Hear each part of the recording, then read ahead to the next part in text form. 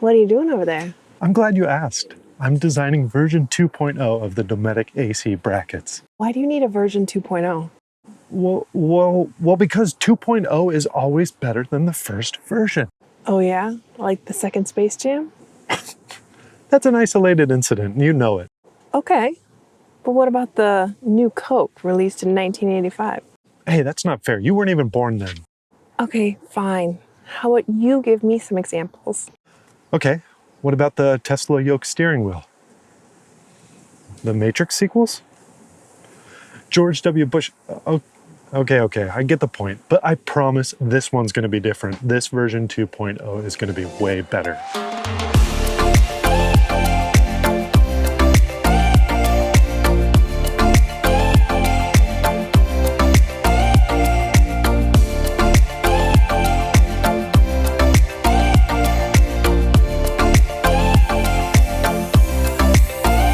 What is up, my dudes and dudettes? Behind that camera is Colleen and I am Todd. Normally we'd be sitting in the back of the van for this part, but it is way too hot out front, so we've retreated to the backyard under the shade of the umbrella.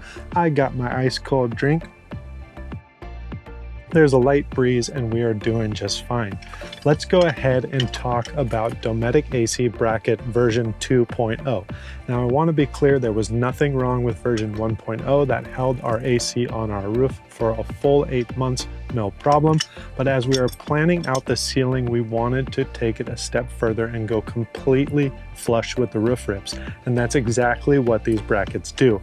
There are 3 distinct parts. There is this extruded aluminum piece in the middle that's 30 millimeters by 30 millimeters. And then we have these custom CNC machined brackets that fit the roof rib perfectly, and they offer a little bit of adjustment for any variation in the roof ribs. And then finally, this last piece, this is an ABS plastic piece. This will get glued up to the roof and this will tighten down into a nice sandwich. Let's go and see how these things are made and how we installed these on our van. Normally during this part of the program, we'd be jumping out to the CNC machine to make some parts. But instead of watching a sizzle reel of that machine shoot a bunch of 2% milk over aluminium, we are going to spin CAD instead. Spinning CAD is just a cool term product designers and mechanical engineers use to describe rotating the part around in a bunch of different orientations so they can show everyone the chamfers and fillets that they put on the part to make it look good. So let's go ahead and spin some CAD. All right, so the part we're going to spin today is the end bracket. This is the heart and soul of this system. It's designed to slide into the extrusion, the center piece, using these T-slot nut type features. This provides a little bit of adjustment as well to account for the variation between van to van of the roof rib distance. We've also machined the front side of this to match the angle of the roof rib perfectly. And then we needed to add these slots to clear the flange of the Rivnut, since that's what we're using to attach it to the van. This part is machined from a solid chunk of aluminium. The first operation clears a majority of this material and gives us our rough shape. Then we flip it on its side to clear up those T-slot nuts. And then we flip it again to do the surfacing for the angle and also those slots for the Rivnuts. And then the last operation is from the other end, which drives the holes through the part for attachment. Well, folks, there you have it. That wraps up the CAD spin on the end bracket. We're gonna throw in a machine shop minute anyway for all you robot lovers out there. This is another part we had to make for this project. Gizmo, cue the beat.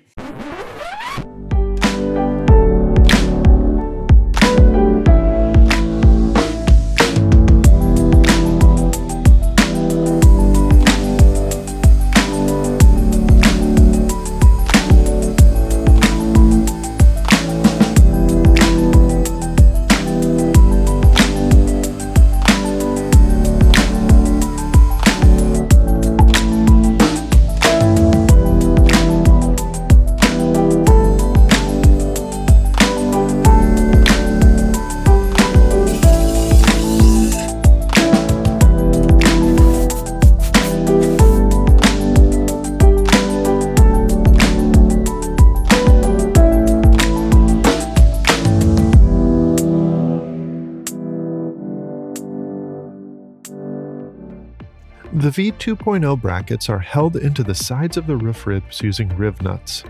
In order to mark the correct location, the bracket was attached to the AC, and then I marked each of the accessible holes with a Sharpie.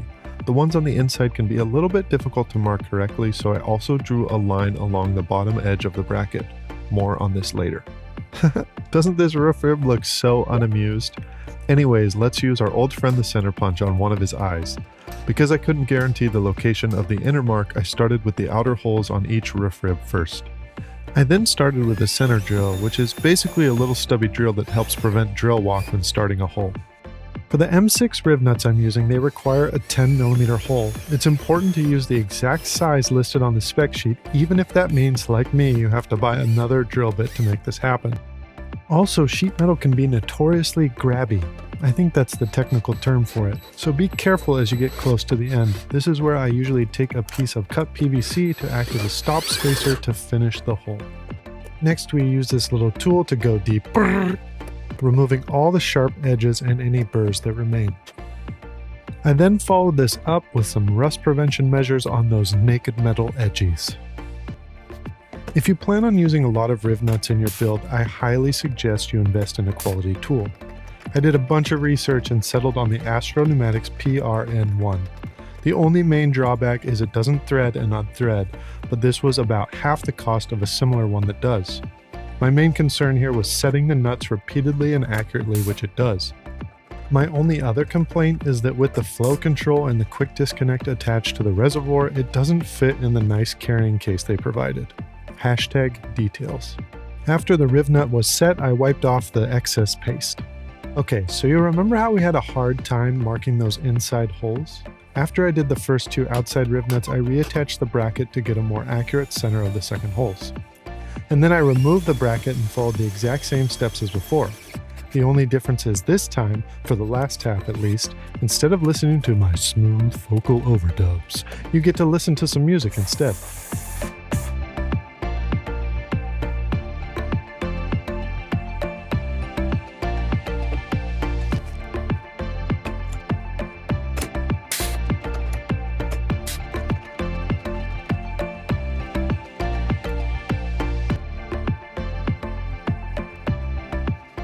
It is time for a Todd tip.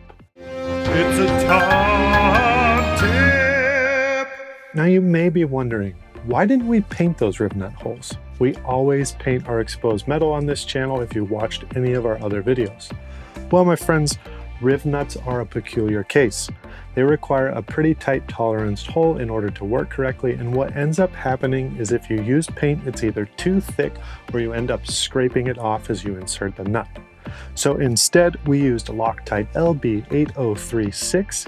This is a high temperature anti-seize that stays in its liquid form, and we put this around the joint, and then when the Rivnut is compressed, it seals up nice and tight so no moisture and no rust can get in there. Alright, before we install this into the van, let's take a look at the key differences between version 1.0 and version 2.0. Version 1.0 was designed to basically apply pressure to the bottom of the struts across these flanges, and then this whole member is actually supported out in free space. So you end up with a little bit of metal below the struts. It is a lot better than the stock Dometic brackets, but it's not 100% flush.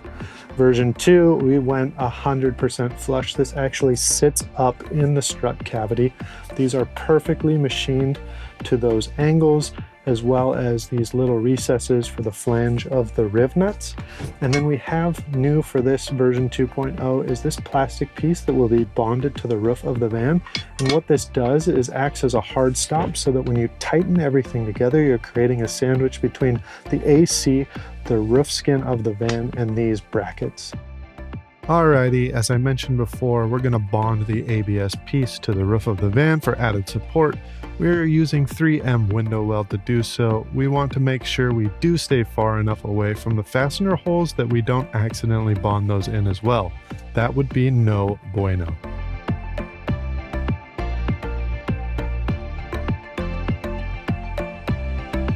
These little recesses on the end are designed to fit perfectly with where the rib metal extends. We will also apply window weld here. Also, important note, we did clean things prior to this because remember what those glue folks say, it's gotta be clean to clean. With the window weld on top of the bracket, I attached them to the AC using M8 by 110mm long fasteners with a lock washer under the head. This length is based on the fact that I use spacers for the AC on the roof. Be sure to watch our AC install video if you haven't seen that already.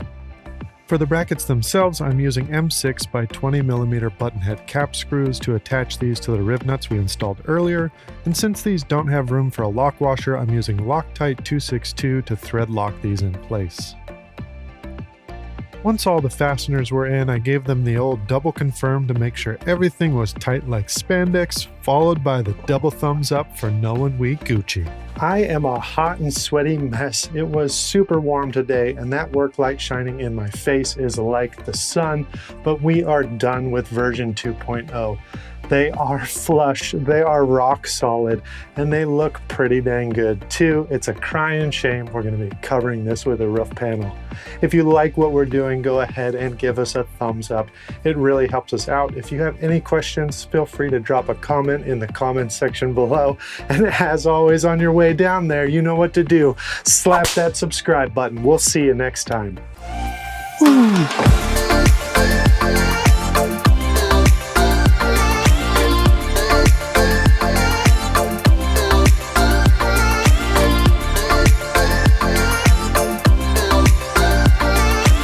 Provide you with any more information that you may have.